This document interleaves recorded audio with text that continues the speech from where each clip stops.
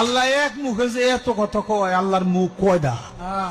খালি কয়টা না, ওটা মুখ না হুক, এটাও আমার জানা দরকার। জানা যায় গত ৪ নভেম্বর মানিকগঞ্জের ঘিওরের ওই গানের অনুষ্ঠানে ইসলাম ধর্ম ও মহান স্রষ্টা আল্লাহ তাআলাকে নিয়ে আপত্তিকর কুরুচিপূর্ণ মন্তব্য করে, যার বক্তব্যে ইসলাম ধর্মের মানুষদের ধর্মীয় অনুভূতিতে চরমভাবে আঘাত করা হয়েছে।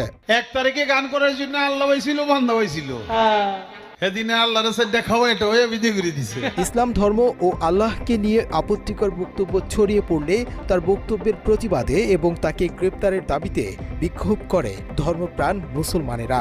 আলেম সমাজের পক্ষ থেকে মুফতি আব্দুল্লাহ নামের একজন ব্যক্তি ধর্ম অবমাননার অভিযোগে বাউলের বিরুদ্ধে ঘিওর থানায় একটি মামলা করেন।